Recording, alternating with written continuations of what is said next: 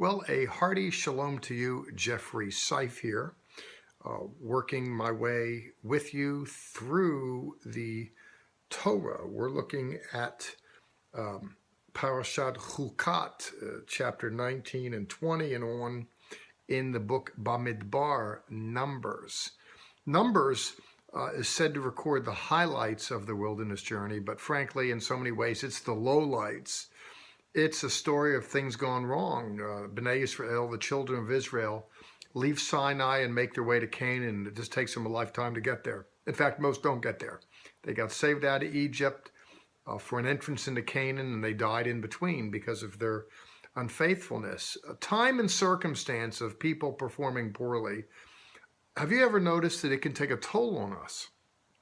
I mention that because in the 20th chapter, Moses is up to his neck in it all, and he's affected by it, and he's performing poorly as a result of it.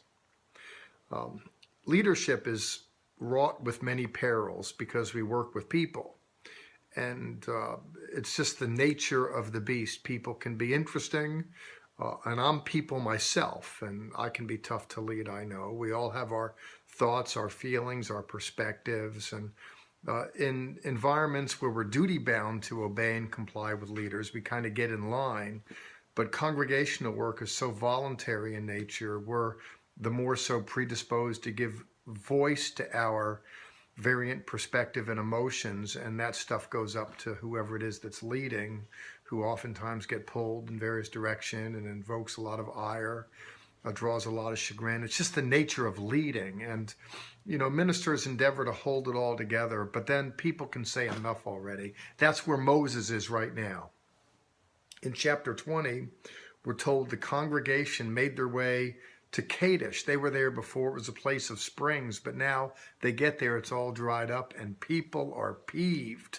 You know, you're out there in the wilderness, and food, staples, and water are very Spartan, and they were looking for better, and they didn't get it, and Moses hears about it. We're told in the text, as we read on in verse 2, there was no water. And the people are just fit to be tied. They quarreled, we're told in verse 3. Oh, why did you do this to us? You're killing us. Why have you brought us to this place? We're going to die here, us and our cattle. Look, fetching, it's a mess. We're told in verse 6 that Moses did what he did on more than one occasion. He just, what do you do with this? He just kind of breaks away and seeks the Lord, and the Lord tells him, take the staff and go speak to a rock. It's rather interesting in verse 7, and water is going to flow out of it. That's what he's supposed to do. Just go do that. Take the staff and, symbol of leadership. He's had it for a long time, and just go to this rock and speak to it. But Moses himself is so affected. There is the aggregate effect of years of disconsternation and things going wrong and it taking too long and him being blamed for it. He positions himself against the rock, and he's there in people's view, but we're told in verse 10, you can kind of see the fermenting discontent. Moses and Aaron gathered the assembly in front of the rock. He said, listen now, you rebels. That may be true to a certain extent, to a large extent, but the leader saying, listen to me, you rebels, listen to me, you punks. This isn't disciplining a population for their rebellion as much as it is someone just snapping out. This is minimally poor comportment. There's a way that we need to carry ourselves that reflects a kind of dignity and a kind of discipline. And here this old boy's coming unglued. You rebels, you make me sick. And then he's going to take the staff and just beat the rock twice. He's snapping out at them with his words. And then that translates with him just kind of slapping away at the rock. That's not what he was supposed to do. This is a man who has come unglued. Been there. Let's be honest. You probably have too. People can sometimes, as I noted, be extremely difficult. In fact, if you look at what becomes of individuals that become rabbis and reverends, you'd be surprised after a number of years, people just say enough already. There's a lot of enthusiasm for the task of leading, and they go into the Lord's service and then get out of Dodge in reasonably short order. The pay's low, the stress is high. Hey, listen, I'll sell insurance. People look for another way to take care of their business because the business of leading God's people can be rather trippy. I don't know if you've ever been around a minister who looks at the community, look, you rebels. They might not say as much, but there's a sense in which it's over. There's a sense in which the leader has lost the principal grace that goes along with the chair. I like to say, if you're going to lead the orchestra, you have to turn your back on the choir. It happens.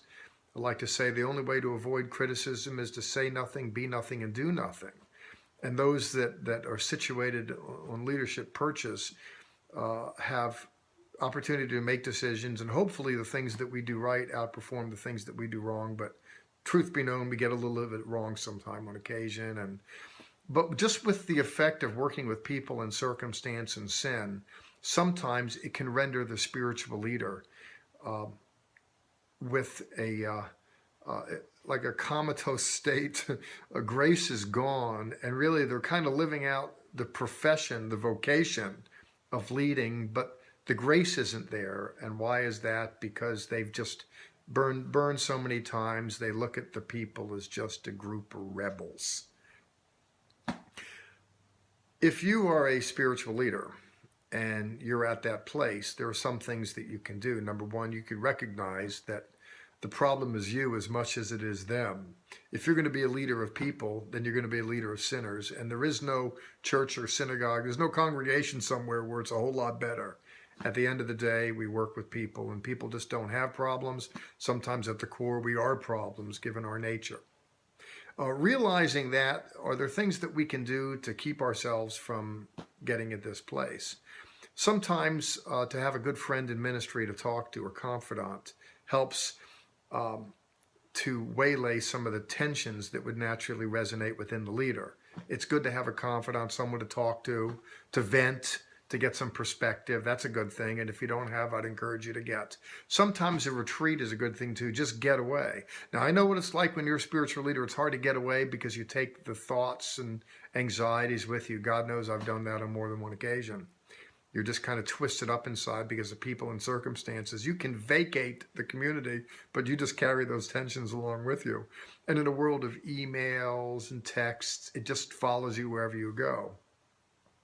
Sometimes, if you just can't get the better of it, if you're just at a place, listen, I don't like them and they don't like me.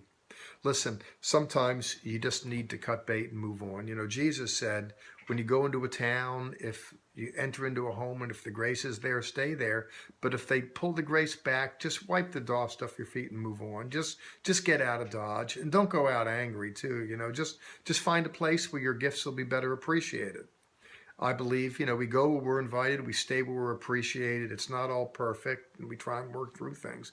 But sometimes it's just time to say goodbye. You don't want to be at a place where you're just angry and you're looking at people in a negative fashion. You rebels. No, you still want to believe in people. Scripture says that love believes all things, hopes all things, endures all things, and we need to have some of that resonating within us. Now, we're looking at a text here about a leader and applying it in a way that relates to leaders. And if you're not leading a congregation, you still are the chief executive officer of you. You are the CEO of you. This is your headquarters up here, and you are an entity that's functioning in the world. Try not to just snap out at people, and keep a little more grace going in your life. Bad things happen when you just come unglued. And take my advice and take it to the Lord in prayer, and find another way, but don't snap out on people. Hold yourself together. Well, Jeffrey Seif here. Thank you for going with me on the journey. I will see you again next week, Lord willing, same time, same station. Ciao.